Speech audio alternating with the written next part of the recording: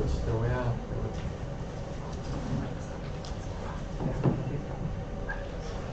Okay, so welcome to From Doha to Derby, Who Owns Football? I'm Jeff Kidder and I'm chairing this.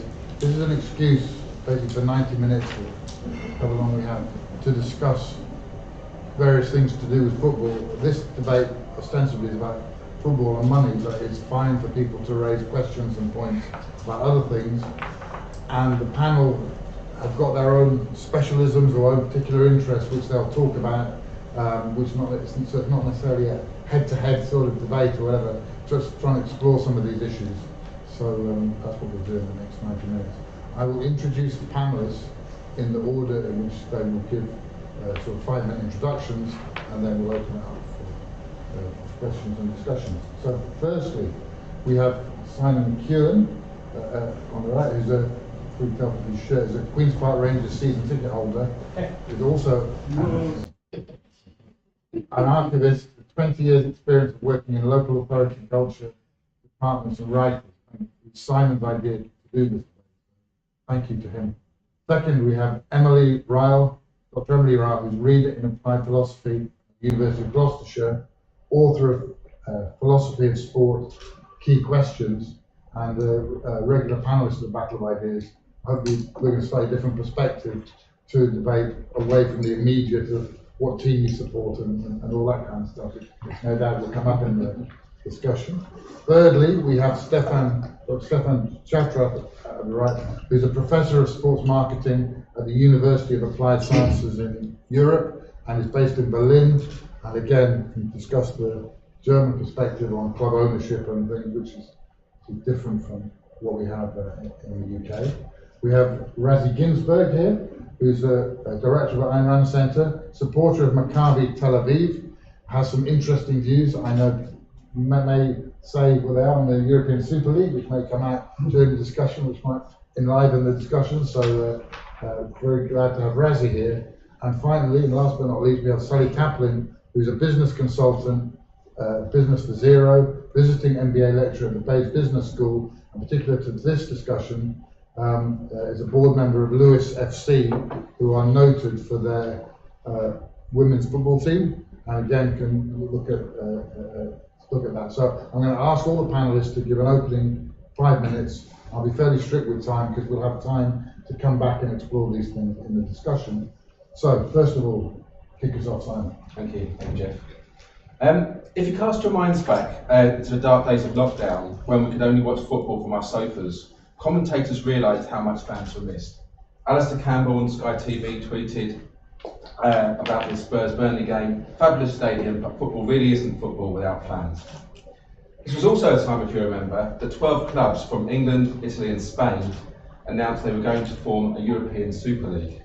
Despite the lockdown restrictions on social distancing, thousands of fans from the affected English clubs took to protesting outside the grounds. Fan power worked. Within a matter of days, the pack of cards rapidly began to topple as first Man City, followed by Liverpool, Arsenal, Manchester United, Tottenham, and lastly Chelsea, issued statements saying that they were going to pull out the Super League.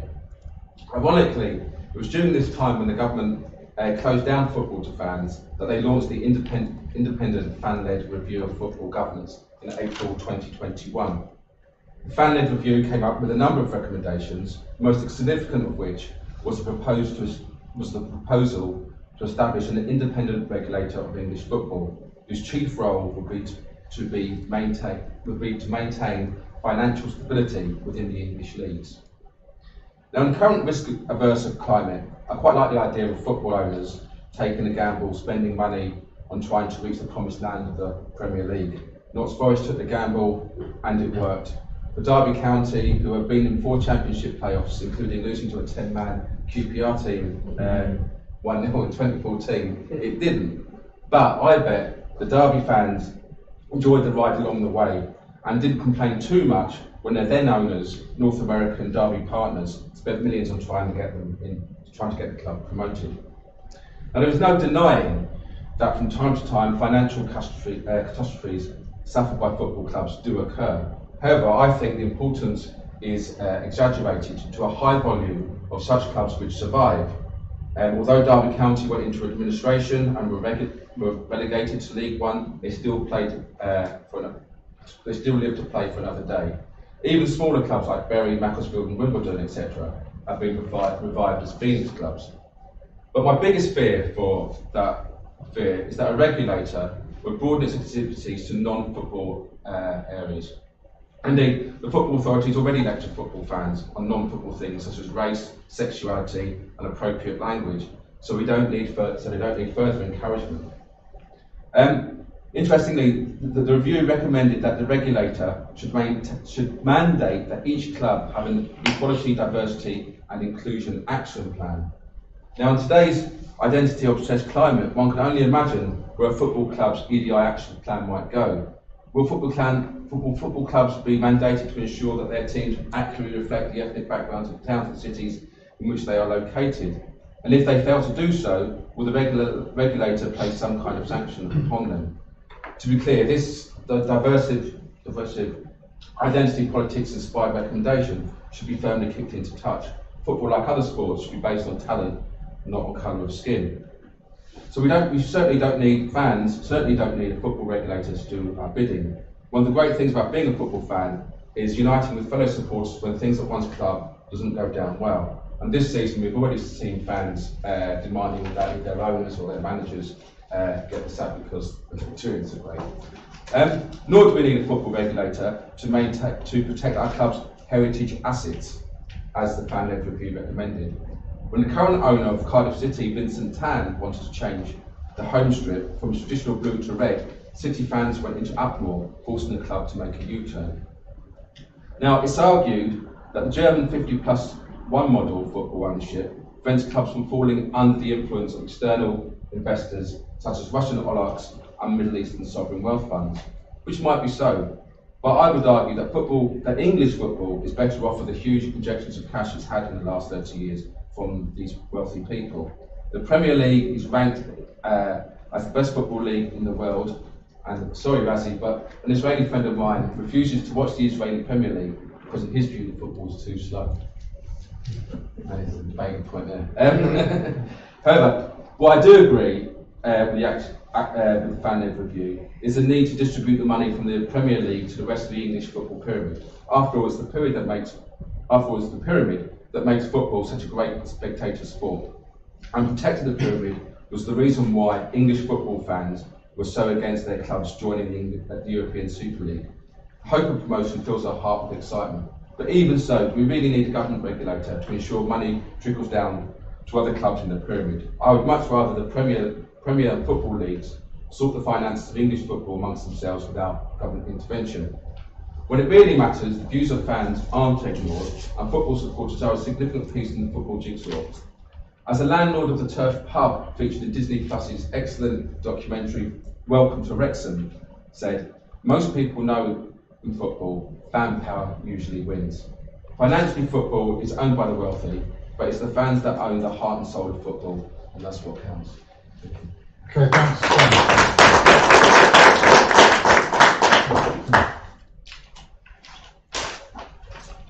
Thank you. As a philosopher, you probably won't be surprised that I'll respond to the question about who owns football with more questions, particularly along the lines of, well, it depends what you mean by, I will try and get to an answer by the end of this 5 minutes. So let's start with football.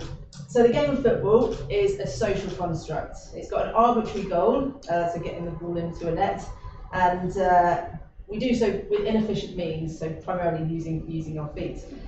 So in this sense, it only exists because we accept the construct of football. There are many instantations of what we might call football, so from a highly regulated, highly governed sport at the elite end to a kickabout in the park with a goal made of jumpers and 3 players. So football in its broadest sense can't be owned by anybody, in the same way that love or life can't be owned by anybody. But I guess what this debate really is about is the kind of elite, the highly governed, the highly regulated form of the game.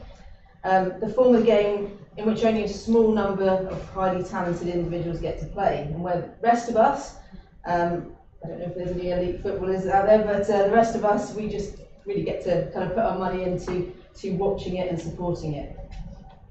So the next question is, well, what do we mean by ownership? We can look at ownership in three ways, I think. We can talk about the legal ownership, moral ownership, political ownership. And legal ownership is more of a statement of fact. It's about how we understand ownership within an agreed legal system. So we will say it's a statement of fact that, I don't know, Dale Green has ownership over Forest Green Rovers, or Malcolm Glazier has some ownership over Manchester United. So that's in a very legal sense. But as we've seen in the debates that play out over this, legal ownership is only part of our understanding about ownership of sport and football in particular. It also covers those normative and political aspects about who controls it, who has power within it. And that's much more of a complex and fluid notion. And I think it perhaps points to more of a communitarian notion of ownership that's based on a shared sense of values, of the internal goods of football, and also about identity and belonging. Many of those that own football clubs in the legal sense do so because they believe in its commercial or political potential. In other words, they believe that it will make them money or that it will soften their political image. But they can only do that, they only buy into it because they already ascribe to the view that football is owned by its fans. And I would argue that this also gives an indication about where the power and the normative and political ownership lies. It lies with fans as a collective. As individuals, we might feel that we've got little power and little ownership. So the World Cup next month is going to be played whether I watch it or not. But actually, as communitarianism shows, the power of a body of individuals coming together and acting as one is immense. The difficulty is obviously in coordinating that power.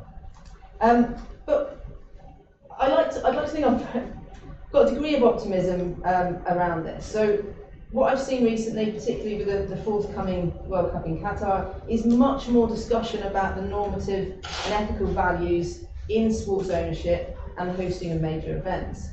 And I think, we can see by looking at the Olympics, and the Olympics being held in unquestionable places, well, the next few games are being held in France, Italy, the US. Now, one suggestion for this kind of change in direction is that the pressure that's been put on the IOC for the past few years by fans, by journalists, by sports governing bodies over things like human rights and totalitarian regimes, it's made the IOC a bit more reticent in where it awards the games to. And I think the hope then is that we do the same, that the same will happen when it comes to FIFA and the awarding of the World Cup. I don't have much faith in FIFA officials. They've been shown far too many times to be corrupt and morally weak. But I do think that if FIFA start to feel the pressure from fans in particular, they may think twice about where to host games. And I think sports journalists in particular are able to shape the narrative and influence the political culture in this. So if fans start to feel a bit queasy about watching their teams, either because of the ownership or where the competition's being held, then they might start to vote with their feet. I'm sure fans are not going to start to support different teams or rival teams, but they might not renew their season ticket or their television subscription. Now that might change the dynamic around the ownership of football at the elite end, even if it's a slow process. And I think this demonstrates how football can be owned by all of us in the way that together we can influence how and where it is played. Thank you very much. Stefan. Yeah, thank you, Jeff. In the description of the debate, you asked some questions at the end, including, is the German 50+1 model a solution? So I would like to focus on this question because coming from Germany, I can certainly give some insights here. So I'm going to talk about, firstly, what is the 50+1 rule? And secondly, about three problems that actually occurred with regard to the 50+1 rule implementation. What is the 50+1 rule? Let me start with that. I quote from the Bundesliga statutes. A corporation may only acquire a license if an association holds a majority stake in it. The association has a majority stake in the corporation if it holds 50% of the voting shares plus at least one additional voting share in the shareholders' meeting quote. So this is then obviously, this then obviously explains why we call this rule the 50 plus 1 rule. What problems now arise in the concrete implementation in German football?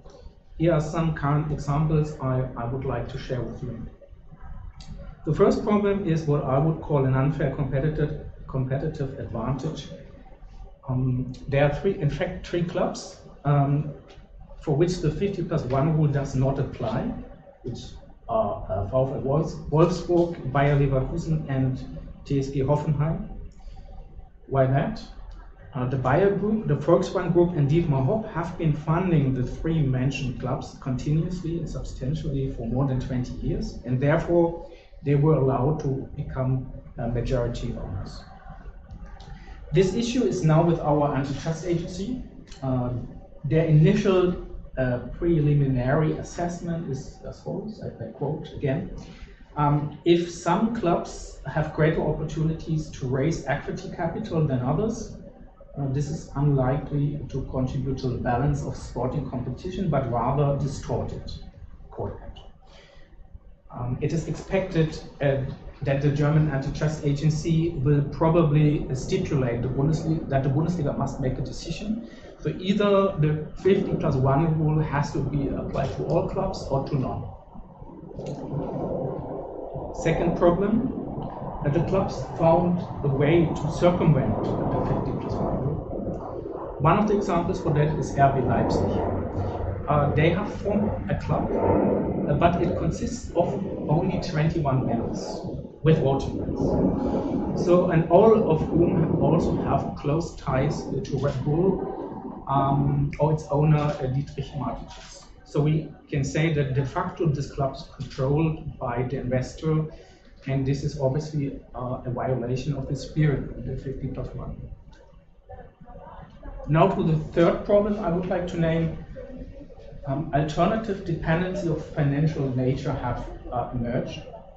Obviously, professional football clubs need money to remain competitive, and if equity capital can only be raised to a limited extent through investors, then the managers have to find other ways.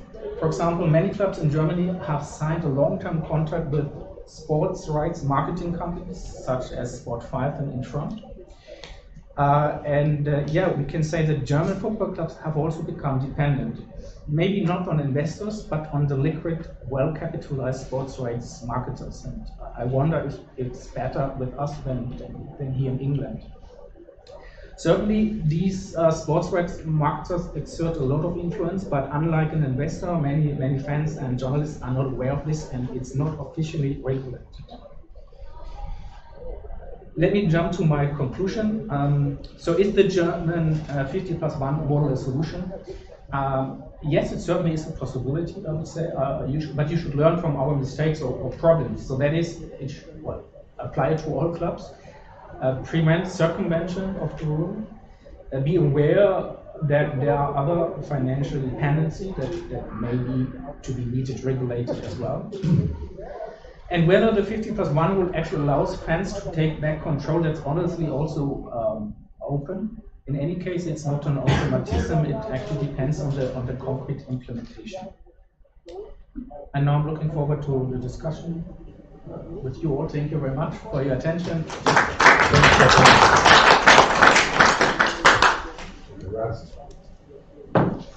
Thanks. Yeah, so as Jeff mentioned, I have strong views on the European Super League, and I think everybody should have strong views on the European Super League. I mean, everybody does, but most people are wrong. So I think supporting the European Super League is morally the right thing to do and the necessary thing to do. And I think the quick death of the European Super League, death by public lynching, should terrify everyone, even if you've never watched and never intend to watch a football match in your life. The public reaction, for those of you who don't remember, although this was the only story in the news for days, was similar to what you would assume political debates are like in North Korea. There was a complete consensus against it. I remember watching panels on television with 5 panelists, everybody speaking out against it and saying pretty much the exact same thing. The Prime Minister said at the time that we will stop this by any means necessary, which is the kind of language you don't hear him or any other Prime Minister use when talking about crime or terrorism, or indeed the decision to host the World Cup in Russia and then in Qatar. The public outrage was in condemnation of football club owners allegedly putting profit over people, but who in reality, they more often than not, they hemorrhage money to keep clubs afloat. And this was in defense, ironically, of UEFA, which is second in corruption only to the organization that made the aforementioned decisions on the World Cup. So the reason I think everybody should be terrified by the public reaction is because of what it says of what the sentiment is when it comes to property rights. And the right to property derives directly from your right to your own life. You acquire property directly by producing it, or you produce it and then and produce something of value to others, and then trade it for money with which you buy other property. So in essence, the right to your property is your right to the time you spend, the time out of your life that you spend acquiring it. Now, you wouldn't typically, if somebody opened a bakery in your neighborhood and that was very popular, people would not be saying that the customers have a right to the baked goods belong to the customers, right? As they say that football belongs to the fans. Now there is no bakery without the customers, just like there is no football without the fans. But that doesn't give you the right to the product of someone else's labor. And yeah, morally, that right should be universally accepted and applied, whether it's the clothes you're wearing, the house you live in, the bakery you opened, or if you've actually created so much value for others that you've amassed billions and are able to buy a football club, that also is still a right of yours that should be respected and protected. Now,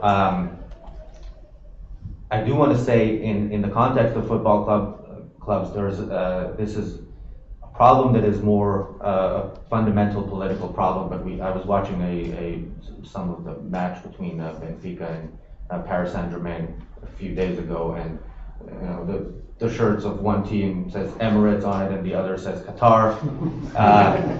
I don't think that should be allowed, because essentially it is governments that oppress their people allowed to buy into our country, but that shouldn't be allowed in football any more than it should be allowed in when it comes to prime central London real estate or any other aspect of our economy. So I'll leave it there. I have other things to say, including about Israeli football being slow.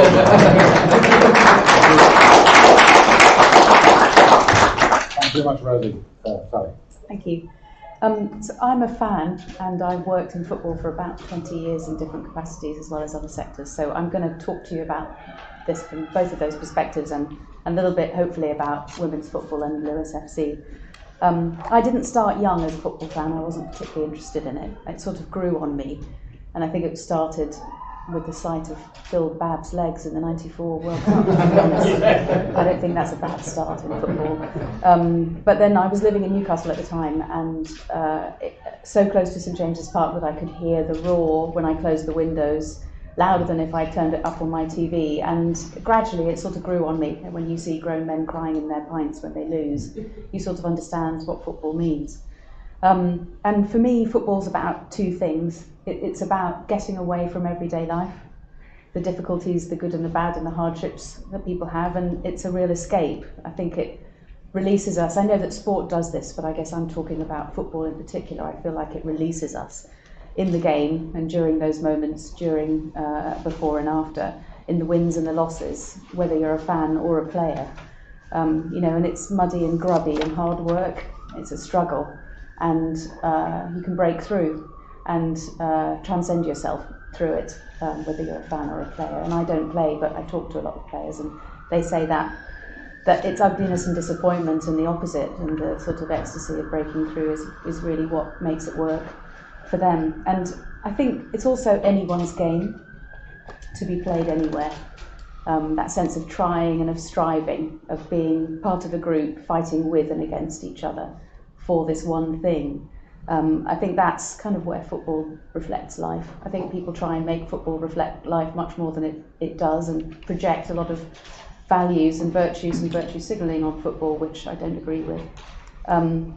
But it's a chance to create something and make things happen. And I think that in that sense, it belongs to everyone and anyone. And in that sort of moral sense, I think, and that sense of potential and achievement. But it also, obviously, as lots of people have said, only belongs to a few in another sense. And I think, football used to be a game that was run more by the people who play it.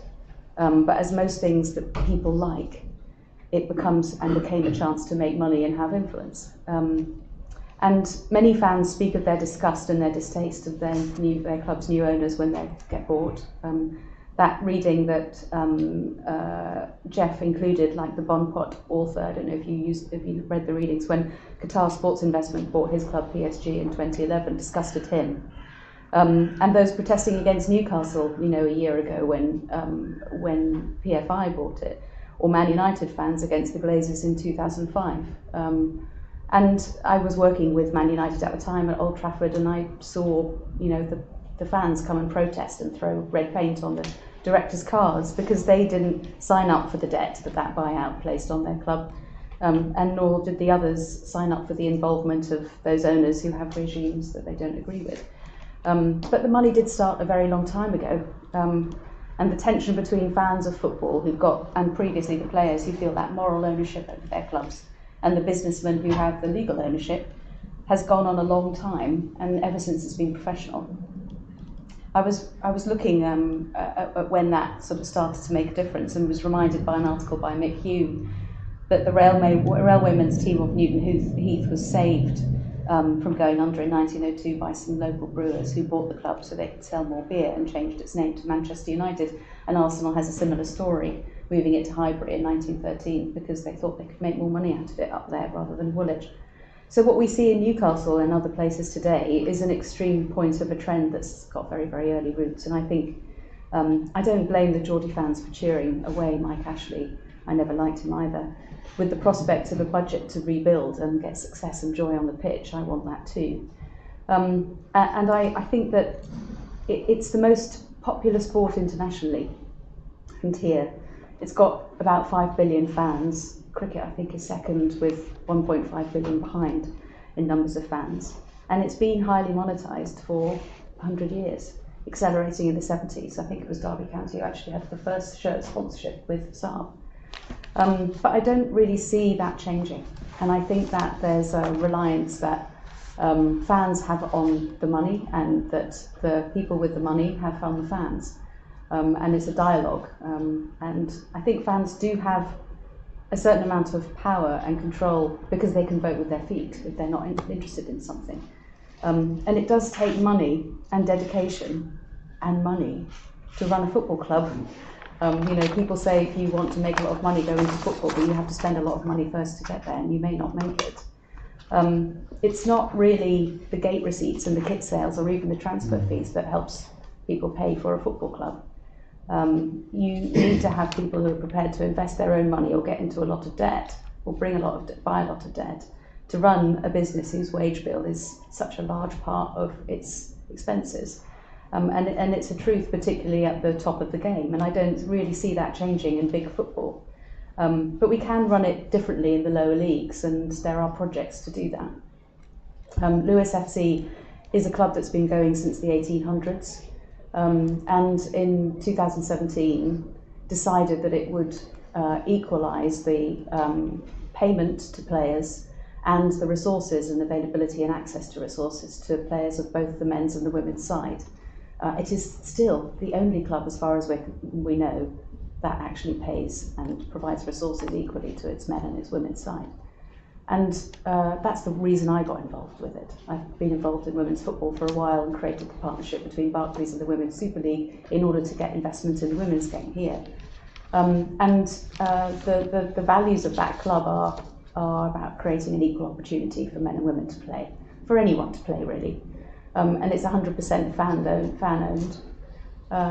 That creates its own problems. People have, if you're an owner, you buy a share, £50 or above, and you get your app.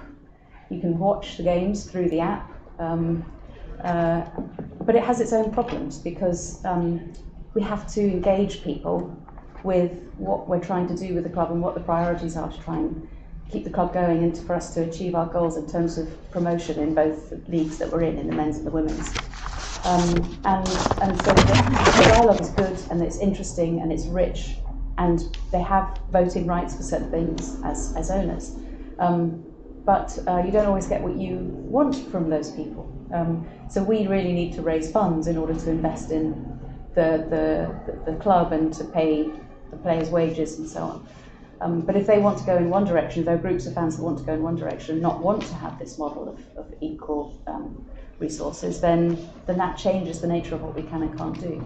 And so I want people to own their club, but I also think that not one revenue stream will work in order to achieve the goals of the club and have us be promoted in the women from the Championship to the WSL, or in the men's side we're in the Isthmian League, which is level 7 below the pyramid, and move up. We need more money than we have, and so it's an ongoing battle.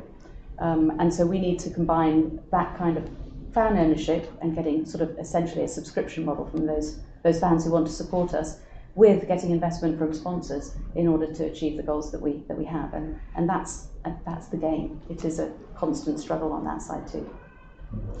Thank you very much.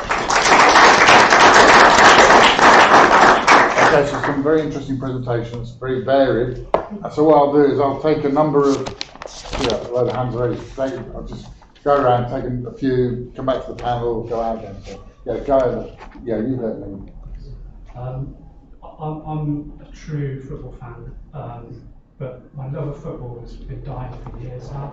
And to be honest, I'm really sorry, but I do actually get a bit emotional about this because I've got loads of things in my life, but football was something that was quite big in my life. And every year I see it being chipped away at. All the things I love about football, or loved about football, being taken away from me, which I don't like at all. I live, like the speaker to your left, I live next door to St James's Park as well, on Lees's Terrace, when I was at Newcastle University. I know that feeling of hearing the St James's Park before I got out of bed, I'd hear it sometimes the night before. And it was me who, on the day that St James's Park was renamed Sports Direct Arena, I can confess this now, it's been 7 years, it was me who went down with spray paint SJP all over the stadium, all the four corners. I didn't get caught. Another guy did get caught.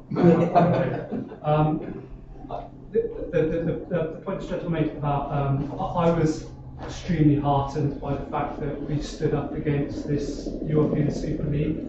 Okay, that was one of the few victories the football fans have had in recent decades. You also mentioned the shirt sponsors. I would ban shirt sponsors altogether. The only thing that should be on that club's shirt when they go on the pitch is the crest of that club. That's the team they're representing, they're the people they're representing, not some brand. Okay, so get rid of that, ban it, have every club, you're only allowed to have the crest. Sorry, I'm going on a little bit now, but I just want to make one more point. The final nail for me in the coffin of my love of football is VAR. That is an abomination. One thing this lady mentioned is the fact that you've got different layers of football in terms of how they're run, as in you've got the good jumpers for goalposts, you've got the Premier League. One of the beautiful things about football for me was the fact that when you were watching Premier League, you were basically watching the same conditions as you would be watching like a team on the park. As soon as you bring some arbitrary, horrible system like VAR, which takes away so much, I won't tell you my reasons for hating it, but one of them is the fact that it takes away that beautiful link that you're watching the same thing ultimately when you're watching Premier League and you're watching the lower leagues. And finally, this gentleman, I was really impressed with what he said, and I think there's room for like a group to form, something like the traditional football group or something, with a list of demands to bring football back to its traditional roots. And if I had the time or the money, I've definitely got the passion, but if I had the time or the money, I would set one up myself. And if anyone wants to set one up, please do it. I'll be right behind you. Thank you. Okay, just a few things. So, I wasn't in favour of the European Super League. However, I've heard a lot on the panel people talk about the fans and the fans are important, which is true. But I also think that pundits and the government almost use it as a convenience when it suits them. So if you talk about the European Super League, for instance, the fans were brilliant, the fans were correct, it shouldn't be happening. But then you look at protests like Black Lives Matter, whatever people think of it, when no boos, there wasn't a whole investigation of why are people booing. It was straight away, they must be racist. There wasn't there was that immediate reaction to it. So it seems like a convenience that people use a political football, which brings down to another point, which is government. I think of all the groups that use it as political football, it is the government. And that's one of the reasons why I wouldn't like an independent regulator at all. And an example of that, which someone mentioned about football clubs, I think yourself, the Abramovich situation, the way in which he went out of Chelsea, whatever again people's views on the war in Ukraine, I didn't like the fact that how that went about, because if it happened to one person, then it could happen to any owner for any other reason, because the bar would just get lower and lower and lower as to why governments could take away the come from owner or strip the governance in that way of a football club. Also, I agree with the distribution should be more down the pyramids. However, from outside looking in, it seems as much as bad governance of those clubs as opposed to just the money of it as well. So that's another way in which we need to sort it. And those are different sports. When you look at, say, something like rugby does nowhere near the money as football has. And obviously, the last couple of weeks, we've had a situation where Worcester, they can't fulfil their fixtures. There's looking at Wasps, can't fulfil their fixtures as well. And they had to move from London to Coventry, again, for various reasons as well. I do think that football, yes, talks about being a release, and I think it is. But I think, and there's always been politics in sport, there's always been politics in football, but I think it's grown. And I don't know, I think that as a result of that, I think that release has become less and less and less for various reasons. And finally, he talked about with Barcelona, the gentleman here talked about Barcelona, and so the press. Should only be the press on there. Obviously, Barcelona did that for many, many years, and then when they had a sponsor, it was UNICEF. However, they're in financial trouble at the moment, and they need a sponsor as well. So I think there's things that need to change in football, but I'm not sure.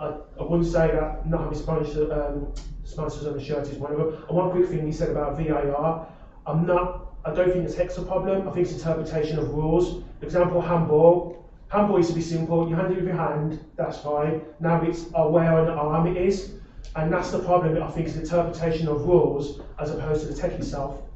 Thank you. Lots of hands up. Guy here, yeah. Yeah, sure. I think we're being terribly naive, and I think we need to get real about a lot of things about football. Like football clubs at the top end of English football are brands. They're massive brands. They're massive companies. And the definition of fans moved away from one that lives locally to a club to one that's, you just have to think about the rise of Asia, TV rights in the US. We're not the fans anymore, and that's been the case for a while. And I think we need to get real about that fact. And at the minute, I think with the ESL, it seems like there's an inevitability about it. I think there's a number of reasons for that. One of them, some of the things that I sympathised with was clubs have just so many fixtures at the minute that it's crazy. And like, why would they want to play like someone really low down in the leagues? Why would they just want the glamorous fixtures that everyone wants to tune into from the other side of the world? And I think, you know, for those reasons, I can understand that I sympathise with the clubs. What else was I going to say? Yeah, I think the 50+1 rule, the horse is bolted on that top end, like without massive government intervention. And the reason why Boris Johnson was talking about the ESL was just a total distraction. It was an easy smokescreen from what's actually happening in the country, right? But yeah, I think there will come a point where the local fans, money-wise, are definitely less valuable than the fans that are located somewhere else that watch the television. And at that point, these guys will just do the CSL for passion, personally. Okay, And I don't think that's necessarily a good thing, but I just think that's reality. Loads of, I'm going to take the guy behind you, and then the guy in the far corner, then we'll come back and then we'll go to everybody else. Yeah, I would also like to touch on a range of topics that the previous gentleman had mentioned. In terms of the second esteemed gentleman from the left, I myself personally was very much against the ESL as well. I saw it as a marketing advantage, and you said during your statement, in your introduction, you said that you saw it as the right thing morally to do. I personally disagree with that. I think if you look at it more sort of a utilitarian way, the way to look at football as anything else should be to provide the greatest amount of pleasure for the greatest amount of people. When we saw the ESL, we saw it as just a business attempt, as a monetization scheme.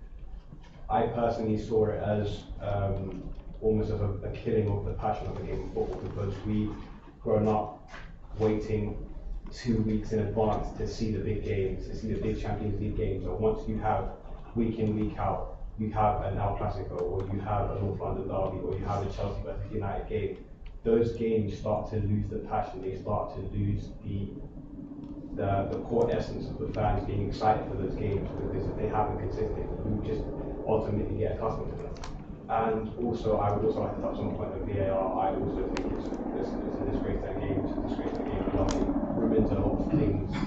Iconic moments, as if you remember the 86 finals, I believe, the hand of God. If VAR had been implemented during then, we would have been robbed of a. Obviously, it was a very poor moment for the English sport, but in terms of football, you've been robbed of an iconic moment. There have been many things that.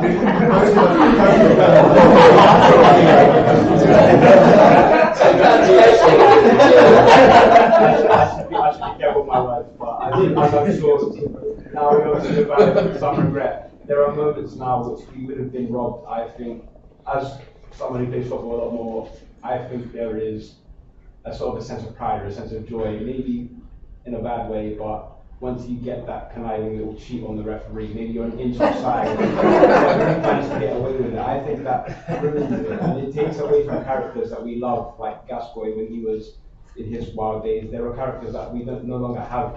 Footballers have been kind of constructed to be as normative as they can, and to just construe by their social norms. And just one last thing I would like to touch on that topic is I would all just love to have your opinions on having the World Cup in the country as we did the last World Cup, which has such restrictive rules on people being how they wish to be perceived. So obviously with the footballing directors coming out and saying that anyone who comes out with any sort of pride merchandise or flags or like publicly announces their sexuality will be in prison for 7 years. I would love to hear you guys' opinions on this, and how can we change football from being such a how we can stop it from being manipulated by such characters, and how we can avoid the manipulation of football from only being controlled by people who have such high amounts of money that they're willing to pay for this and still give the World Cup to a country which has such anti-liberal rules. Sorry. Okay, thank you. So the guy in the corner, then we'll come back, then we'll go to somebody else. Yeah. Yeah, I may not be popular. I worked in entertainment and sports licensing. That was my early career. So I actually worked in television and sports marketing. I just want to say something, and I don't want to be insulting to anyone, but there's a bit of a naivety here about fans of football, right? Right. There are other entertainment industries, like the music industry. Last night I went to Wicked, the musical. that probably costs about £350,000 to £400,000 a night to put on that musical. That's how much it costs to put on a West End musical. It is not a local school doing a little school performance. There's still music, it's still dance. If you want to go and see Depeche Mode, it's about 150 to 180 quid to go and see Depeche Mode. It's a huge entertainment event. And that's the ways of working. It's about licensing, it's about branding, it's not about you being a fan of Depeche Mode because you're from where they live. They're an international rock group and they tour the world and they sell millions of pounds of merchandise, t-shirts, licensing, media rights. And I know people might not like that, but that's the reality, that's the world it is. There is something about football, and I love football as well. I love football, I love rugby. But there's something different about, say, going in a dinghy and teaching your kid how to sail a boat and taking part in the America's Cup where a yacht costs about $45 million US. And I think there's just a bit of a reality. Our friend here talking about the Super League, there is a difference between elite sport and elite marketing and elite media and being a fan. I love dinghies. But I'm not going to go on an America's Cup yacht. I fell off one. So, there's a difference between elite football and enjoying, as someone said, a kick around with with your kids. And I think there's a naivety about football fans, like, it's my game. It's like, it is your game, we'll play it on the park. But you can't expect to say, I was in Barcelona last week, I can't just turn up at I can't just turn and say, I demand to see Barcelona. No, it's like 350 quid a ticket. I'm sorry, but I'm sorry. Maybe I work for the industry, so maybe I'm being a bit nasty. I don't know. No, it's good to have this part of idea. So it's good to have all these different views. I'm going to get the panelists to come back for like a minute, pick up one or two little points, things they want to, key things they want to come back on. And then we'll Simon, just go along the line. Okay, so just the gentleman at the back.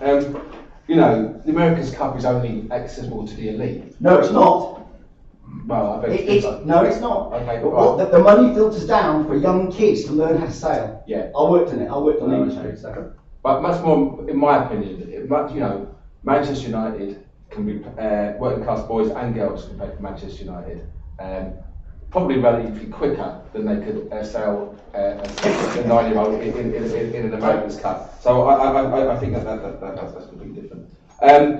On Spurt's on sponsorship, I'm pretty relaxed about that. I mean, QPR's iconic 1982 Cupid Top was sponsored by Guinness, and I think they need the money, and I think that would take a huge revenue stream out of it. I take your point on.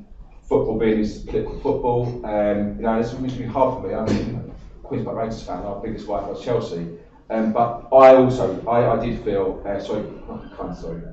maybe the wrong word, but I felt a bit for Chelsea fans that their owner was made sell up, basically because he was Russian, and I thought that was completely wrong. I won't say too much on VAR, but. I quite like your idea about we would take away iconic times of football, moments of football. That's a good reason for me to be against it. I think. Not that I've experienced it watching in football in the Championship. And then someone said, there's the idea of like football fans. This gentleman here was to get real. Between those, football is already global. It already has a huge global audience. But I think that the local fans, those fans who attend the matches, do matter. And I think clubs sit up and take notice of football fans. Like Ginzberg, he's gone now, but when they protested against get Mike Ashley out of Newcastle, they responded. And that matters. So I wanted to address the first person who spoke. He left, but he was very passionate about football, which is something we share, and everything else he said I completely disagree with, and I think actually was, with a counterpoint to my point about property rights, because he's against renaming stadiums after sponsors, he's against sponsorships on shirts. Well, he's not against the result of all that, which is it brings in money and then the club can compete. So be against it, fine. You put up that money and then don't promote your products or services which made it possible for you to fund that. The people who oppose VAR, I don't even know where to start. It's actually not a coincidence that people who are against property rights are also against, want to make life easier for cheaters in football.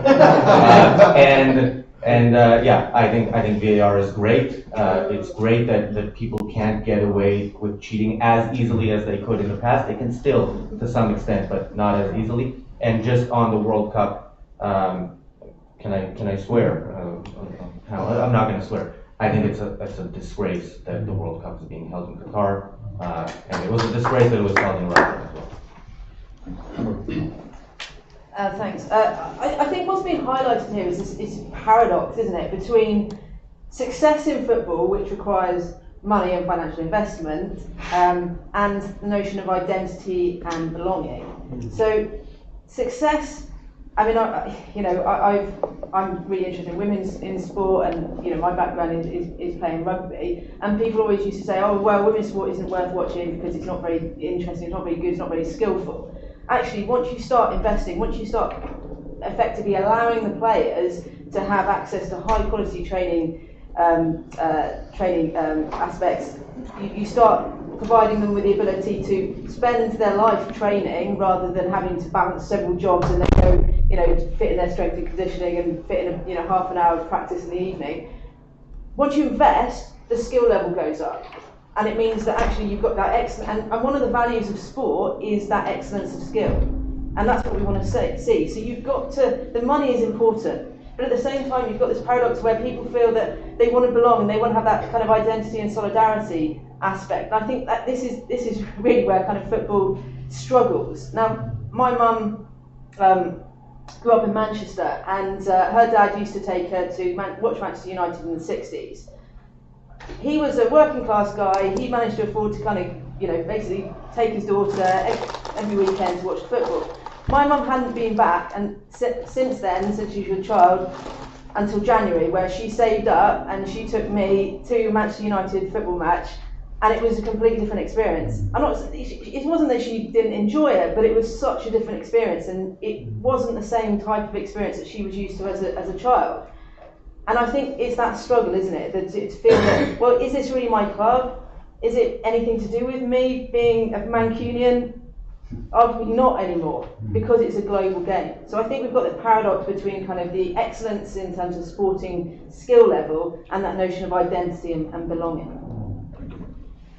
Thanks. I'm going to pick up on your point, Lisa, and then I'll come back and see others. I think that point around if you give people the resources and the training and the skills development and all that sort of stuff, they will get better. And that's one of the reasons why at Lewis it's about equal pay, but also equal access to resources, and it makes a massive difference. I think also there's a sort of this expectation that Man United should be what it was in the 60s. Whoever may still believe that.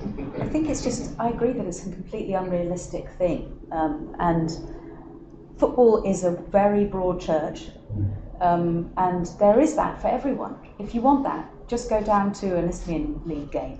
And if you want to support Man United, carry on doing it. But know that football's changed massively beyond recognition from then. And you can still find all of that excitement in the leagues that below. There's so much concentration of mind and time on the Premier League, but there's so much more to football.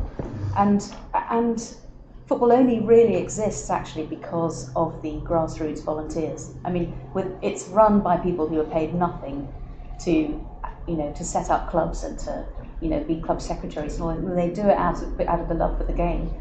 And then there's this connection between that and the higher echelons of it, where it becomes about excellence and competition. Arguably, that connection's weaker than it used to be in this country. But I think in other sports like rugby, it feels much closer. The trickling down is not so much a trickle, it's much more planned and organised. And I think that there's a sense that in the women's game, as it grows, professional women's game, we can do something different and better and learn from some of the things that don't work so well in the men's game in football. I think that point around fans internationally is really important. when I was working with Man United sort of back in the day, it was really about how you can get a stadium, how do you get 50 million people closer to the centre circle so it feels like you're part of the club, and the way that, and what the core kind of beliefs of the club are or how they go about drawing people in. And arguably, actually, they need those international consumers for financial sustainability much more than they need those local ones. But I totally agree with Simon that without those local fans, it wouldn't have any real meaning. Because football without fans doesn't have any meaning. And we saw that during the behind the closed doors during COVID. I when it started televising again, I sat in front of the TV with a burger and chips with my son, and we were so excited. We didn't care who was playing. It wasn't either of our teams. He's an Arsenal fan, sadly. But it was, it was awful. Hated watching it because it didn't have any fans. It had no meaning. It was just pure sort of sporting endeavour without any heart or soul because it didn't have fans. So I think they do matter, and there's this balance between the two. I'll stop there. I think I would definitely agree. What you said, that it wouldn't work without local fans, and that might be also one of the main misconceptions of the creators of that European Super League idea, that they thought it could work without them, created that for the global audience. But my problem is more, as I think Razi is right in what he said, that we should have a discussion on these topics. Also the same problem we had in Germany. Once that idea of the ESL were launched, then everybody just shouted. And there was no real talk and thinking about, okay, what might be arguments in favor of that, what are arguments against that, and why is it maybe, I think one from the audience said it's inevitable, a path to that. Why not? Where does it come from? And I think one route for that is that we have nowadays what I would call the cosmopolitan clubs. So we have these, what you call international brands, and they can make much more money through being able to capitalize their international worldwide audience.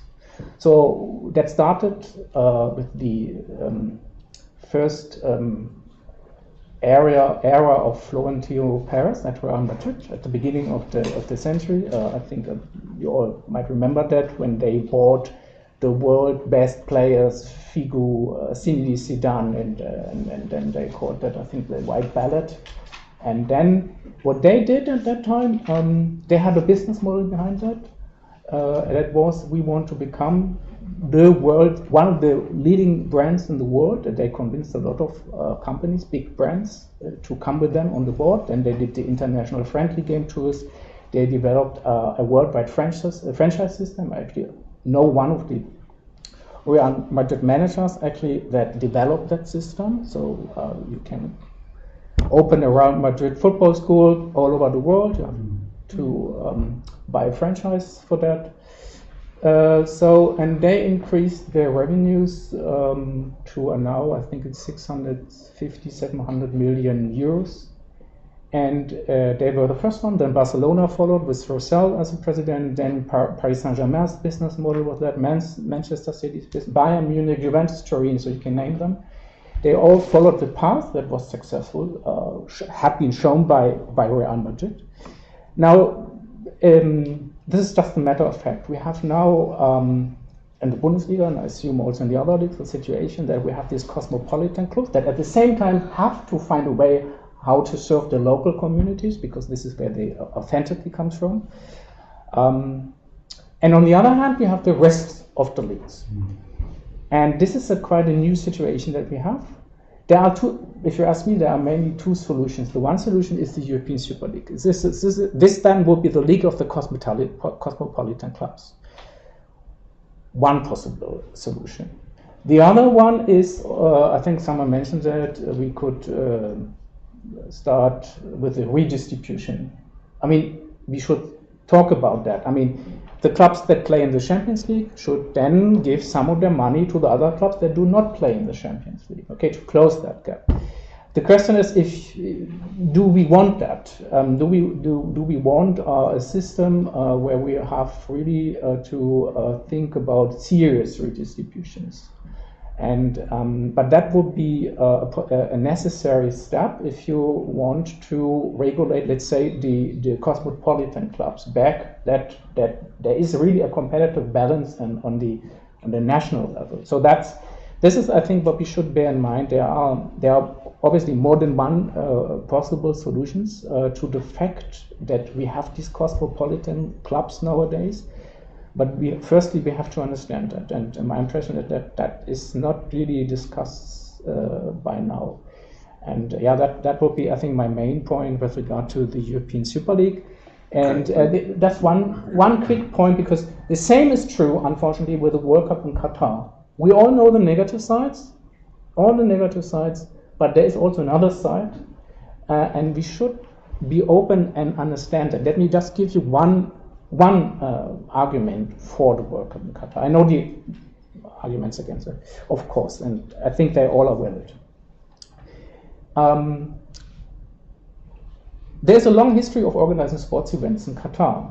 Right? They have started that 4 years ago. They had the Asian Games, this is with 10,000 athletes. They had the AFC Cup, which is like the European Championship for Asia. They were hosting the Handball World Cup, the Athletics World Cup. They have regular sports events there. So just wanted to say that, because I know a lot of people were still asking, how can you give the World Cup to Qatar? Well, and for me it was like when I started, having research on that, I discovered there are also points on the pro side. Okay, so just let us be open and understand the arguments for that. It's not as easy as it sometimes seems. Right, I'm going to tell all the people having spoken, and I'll start right at the back and we'll go around. I'll stand up. Yeah. I wanted to make another point, but I'm not sure now. Just to think Stefan's point first, in terms of what is effectively state-sanctioned socialism for the redistribution of wealth. How is this going to work?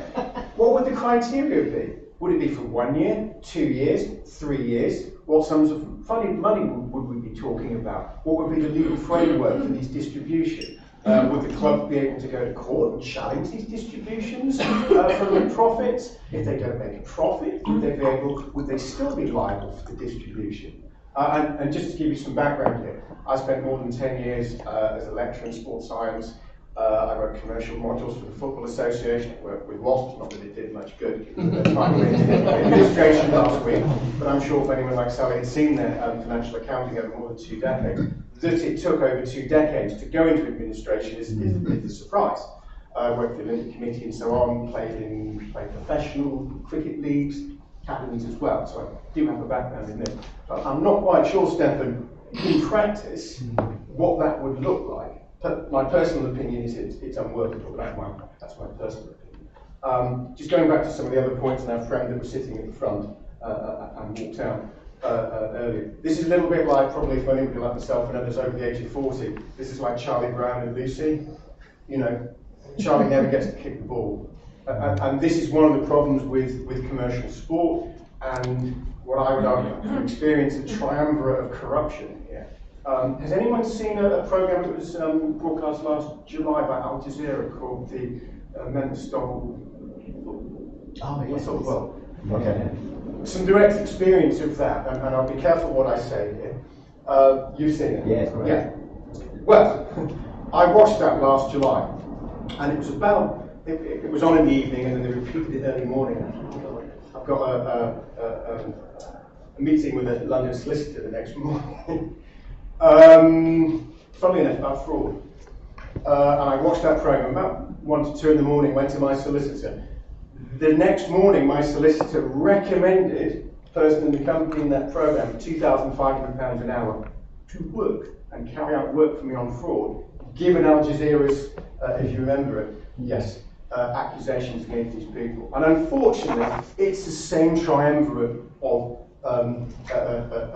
usual suspects. And what I mean by that, if you're all familiar with the Levitt inquiry, about to have the second one now, that's how these things work.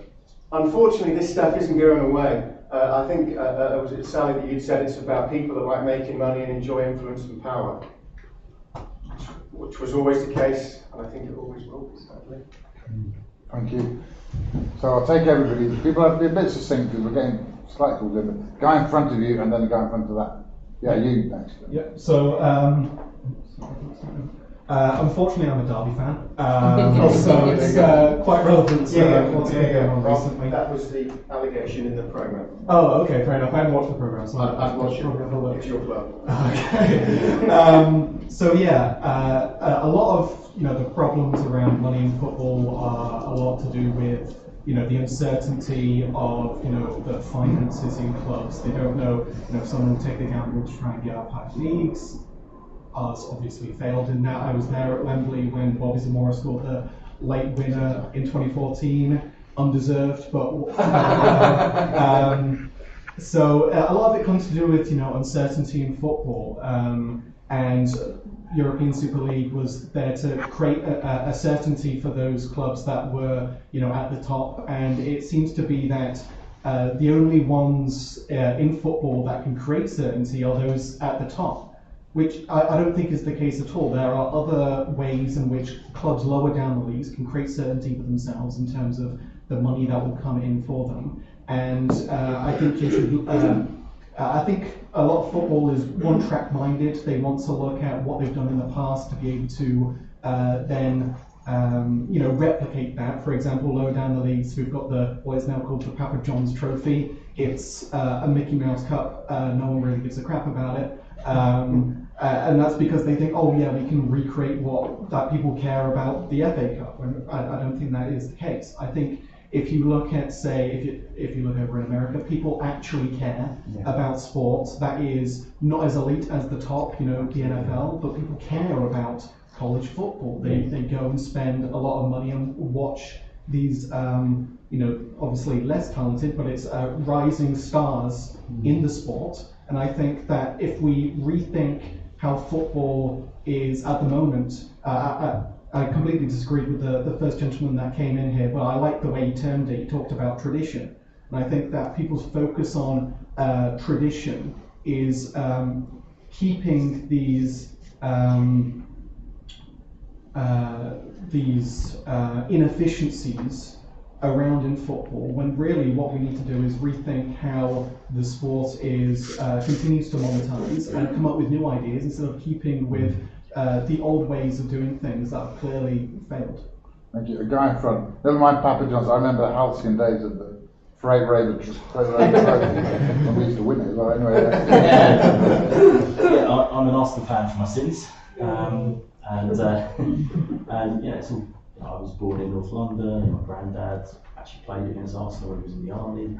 So it's kind of like, for me, it's like, it goes quite deep in that sense. And just as I think football kind of started off as so much, you pick your local team, you have you follow your team, it becomes almost like a tribal, as you mentioned, like a social construct, where it's a community, all those types of things. And obviously things have grown and commercialisation has kicked in, where it's become a lot more international. I think if we kind of stop thinking about the locality of this team and you start going down the kind of Super League side, I sense that essentially the soul of football will start to diminish, and you end up, the prices will go up as well. If you're going to see, say, Arsenal against Bayern Munich, 4 times a year, you've got to be in the top 1% in terms of the population of your salary to actually afford to see these games. So what's going to happen is people are going to start supporting local teams again. It's not going to be the Premier League. It's not going to be the Arsenal and Man U's. It's going to be Bromley FC, for example, where I live at the moment, where it becomes a lot more affordable. There's a bit more of a community. There's the grassroots there. So I think my point is, if you push things too far into that international view, we've already got the Champions League, we've already got the UEFA League. If you push it too far, I think eventually it's going to implode, where everyone, your Anfield, Liverpool fans, they're going to be like, you know what, There's no local players. It's all about money. There's no local people in these stadiums anymore. It's just rich people from abroad, tourists, filming the game with their iPads. So that's when that happens, you end up supporting your local teams, and I think the whole thing will start to crumble, and it will just become a bit like you're watching McDonald's against Burger King. Okay, there's quite a few hands. I'll take people who haven't spoken. So the two guys at the back there, and then the lady in front. I find quite fascinating how football fans see the idea of ownership. I've never seen a mob of shareholder and customer side my local branch of Tesco complaining about where the gravy is. However, seems to happen a lot in football.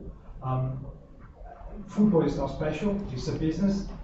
If you want to build a house, you have to make a massive capital investment, you have to raise funds, buy the land and build the thing. You could argue, well, who owns religion? Well, you don't see lots of faithful people, Christians or whatever, going to the local church and saying, oh, this piece is actually mine, or the statue should be on the left. The only thing that there seems to be quite accepted is the interference from the state. Football, like every other business, is regulated out of existence, and it seems to be, that's fine. Let's impose the ridiculous 50+1 rule. Let's impose, all other sort of stuff that forces businesses literally out of business. But this never seem to be challenged. That's just fascinating. Okay, and the guy next to you.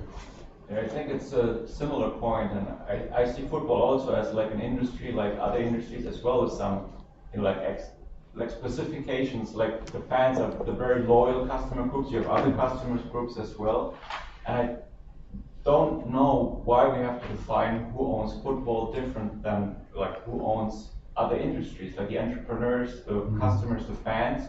They can create all kind of different models, and I don't see why a European Super League cannot be in parallel to another, like other leagues and other conceptions of the system. You maybe have some better players in some areas, but that's basically for the customers to decide where they see the value, and there's where the best players go. And it's not a conflict, and you don't have to end up with only one model. Like the entrepreneurs, the leagues, the customers, they can create multiple models like in other industries as well, and there's no dichotomy that you can only have one and not the other. Okay, the person in front. Me. I really agree with the point made over there about the kind of heart and soul, and the way that the big clubs are kind of not really that they don't do that anymore. I mean, you say that fans are going to leave. They've left. Most fans, like if you liked Manchester United, you now support your local team. Be that Cambridge. Because you get authenticity, don't you? And I went to see Napoli in Tel Aviv, and what was amazing, it was the cheapest thing I bought in Tel Aviv. Everything's really expensive apart from football tickets. And you've got toddlers in the stadium, you've got families bringing their kids, and you've got nutters, you've got those kind of snackheads over that side, and then you've got the kids, and you've got ice creams, and you've got, so they're serving their fans, but it's affordable. And so I think the big clubs may be enjoying the fact that they have, like everybody wants to see Man City. Today, I'm sure lots of people will be off watching telly to see the game because it's exciting. But I think that sense of belonging, that sense of, I think that will have some effect. There's got to be some effect to rip that kind of sense of passion. Because you often see Chelsea fans saying, I don't go anymore. It's just, so that has definitely happened, and that's got to affect the clubs. Yeah, you don't think? Yeah, I think a lot of the discussion so far has been very, very good.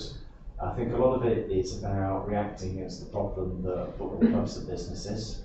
I was very sympathetic to what Sally said about Lewis, because it seems like you set up a model there that attempts to get away from the fact of kind of market ownership, but you're still struggling with it because you're not raising enough revenue. And similarly with 50+1 example that Stefan spoke about, and the way it's been circumvented, And whether it's shirt sponsorship or TV or choice of whether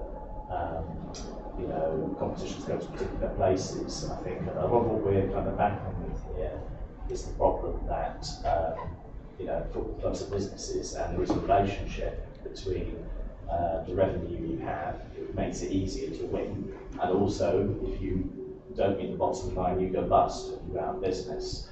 Unfortunately, I don't think there's a lot we can do about that, even though I kind of I agree with what was said here about a lot of fans being squeezed out. Where I wonder, my kind of question to the panel, kind of everybody, we can't do all that much about that, but I wonder whether we can do more about taking politics out of football. Maybe we can't take business out of football, but in terms of Simon's comments about regulation, about restrictions on free speech in stadia, about political criteria, about where competitions should be based. I'm not very happy about the World Cup being in Qatar, but I don't necessarily think it should be because of kind of human rights issues.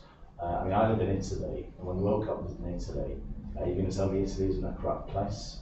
Where are you going to hold the World Cup? In the world, with some kind of political, cosmopolitan, liberal place where they do everything right, where we should hold the next World Cup? I don't think so. Yeah, I'm actually the chair of a sports organisation that's going through a bit of a fan ownership issue at our club just now, and I found some of the things that are said really interesting, and I think it shows the complete split between elite sport and non-elite sport. So, for example, I like Depeche Mode. I only go and see them once, not every week. It'll cost you money. I'm certainly not going to Wicked more than once. But I go to a football club every week, home and away, and I'm part of a community there, and we outreach into the community as well. We support local charities. It is a local community, a local football club. Part of Thistle is definitely not elite. But Sally said earlier that fans can vote with their feet. I don't actually think that's right at the lower level, because we've had a really difficult ownership battle ongoing, and one of the options available to us as fans of a football club is to protest and is to vote with our feet to try and make people see sense. We won't do that because we love our football club too much, because we're really fans. And that's the thing. It's interesting that the elite clubs, in terms of European Super League, managed to have an effective demonstration, but I don't think fans of community football clubs would actually go as far as fans of elite clubs that they're less connected to, if that makes sense. Yeah. Guy here, and then any very final short point, and then we'll go back to the panel. Okay. Yeah, sure. I was just going to say, I'm an Arsenal fan as well, and I think that's probably, I've been handheld over the last decade, longer, since the Emirates and stuff, through the corporatisation of our club, basically. And so I think I'm okay kind of thing with that relationship. I don't love it. I prefer us to be a hybrid. I thought it was a bad idea, but anyway, I'm okay with that relationship, the corporate relationship between the fan and the club, because I think that's what it is at the Colmar Day. But what I'm not okay with, and I wonder what the panel feel about this, is like the proliferation of the gambling sponsorship everywhere. On every single ad, it's like every other ad, it's on shirts, on sleeves and stuff like that, and it really peaked a while back. And it was nuts, it was madness like that. And I think that's the kind of cannibalization of the fan. It's not just taking the 50, 60 quid to go watch the game. I think that's fine. But it's like, we'll have some more of your money. Yeah, I don't know, that's just, yeah. Okay, and very quickly, guy behind. Yeah, I was mostly agreeing with the people either side of me in that people are forgetting the working class roots of football. And as you mentioned earlier, you were speaking about Liverpool and Anfield. As I'm sure everyone here can agree with me, Anfield and Liverpool in general is a very working class areas. People are struggling to make by, but they're still giving very, very large sums of money to go and watch their teams. I am a Chelsea fan. Most of the time discussed, I'm a Chelsea fan. I was there when Petr Cech came out and announced that we were in the process of leaving the ESL. But the only reason that I can affiliate myself with Chelsea this much is because I can't afford to go to buy tickets to go watch Chelsea, because I also come from working class household. So for me to be able to still have that connection with with Chelsea, I go to 3 events where I can still have my voice projected, and I think that people, as you were saying, proverbially, football is on a life support machine, and if we continue to push it to the point that we are now with such business orientated minds rather than entertainment and football orientation minds, it will eventually implode on itself. Okay, thank you very much. All very interesting audience points, and not necessarily resolved everything, and raising more questions at the end, which we could discuss maybe in another debate. So basically, I'll give the speakers like 90 seconds each to sum up, because there's another event on straight after this. And we'll go in the same order that we did the opening presentations, that's all right. So, Simon, do you want to thank you, and thank you for your great contributions. And my advice to the Chelsea fan is, well, if you want football tickets, just go down the Uxbridge Road and buy I think the ESL debate, that's good. I fundamentally disagree with Razi. Football, and gentlemen, that debate, football is not like any other business. You don't have fans, as the gentleman over there, about party. You wouldn't go and see Depeche Mode. You wouldn't go and support your bakery, and wouldn't really matter if it closed down, because there's plenty of others going about. The World Cup in Qatar, I have no real problem with. I agree with the gentleman here. I don't have a real problem being the World Cup playing in Qatar. The only thing that really pisses me off about it being in Qatar is that it's in the middle of the football season. And that's the only thing. I don't care. I have no real problem about it being there. Glasses on. Just the to take politics out of football. Absolutely. I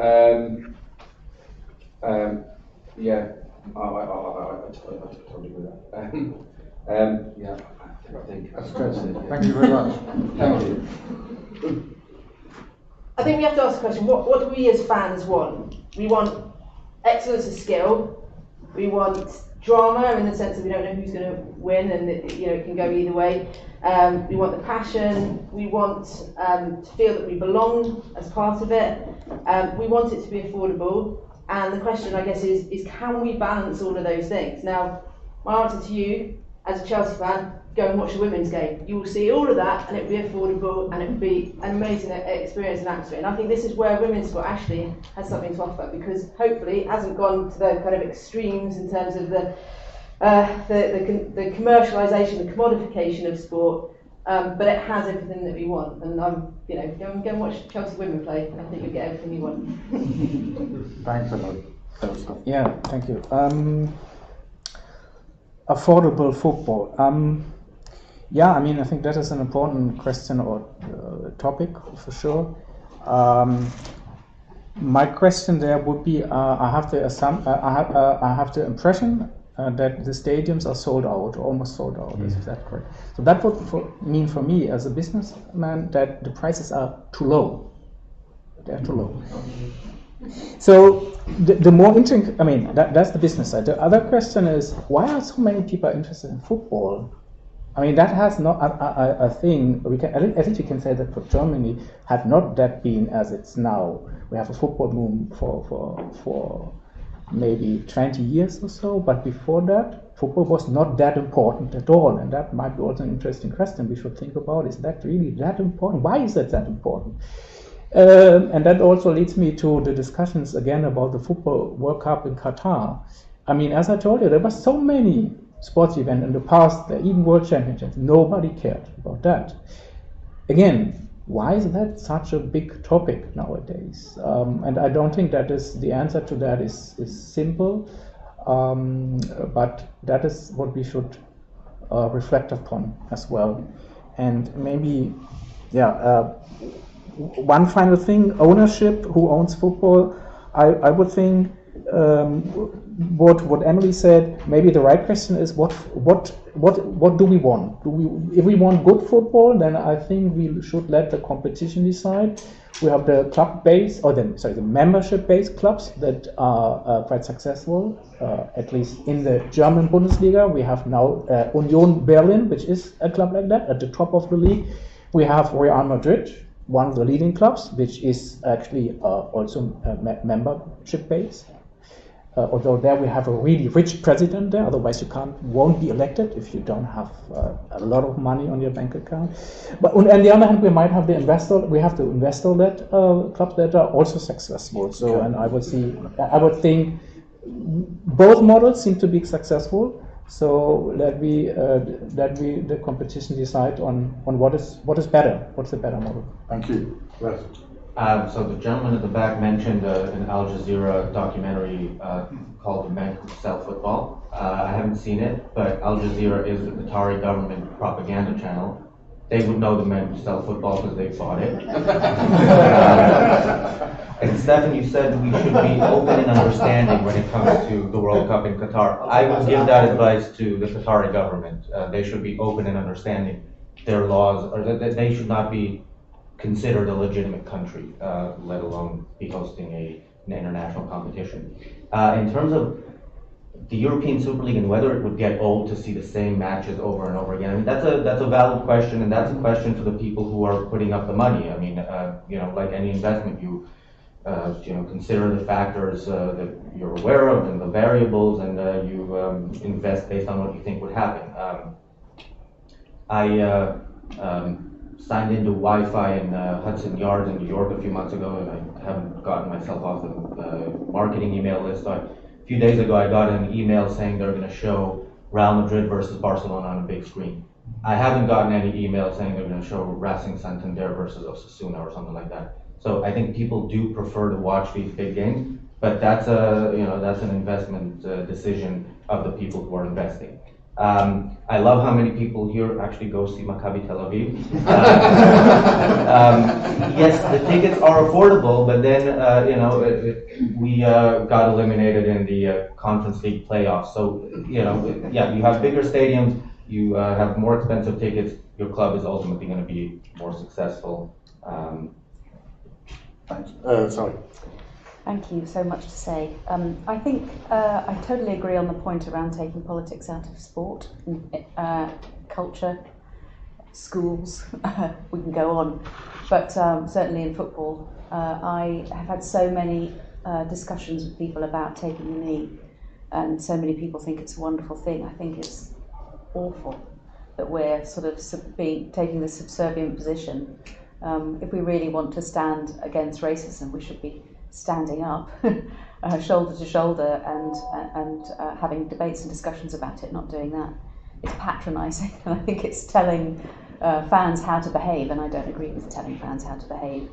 I think there's something for everyone in football, and I think one of the reasons why the big clubs' season tickets and tickets overall are so expensive is because there's so much demand for them. So let's create demand for the other levels of the game, and create a situation where people are going to their grounds rather than fighting to get into and not being able to afford to get into those big clubs. There's so much more throughout the whole pyramid in football. And if people want that kind of sense of belonging and passion and closeness to something that feels real in the game, then go there, because that's where it is.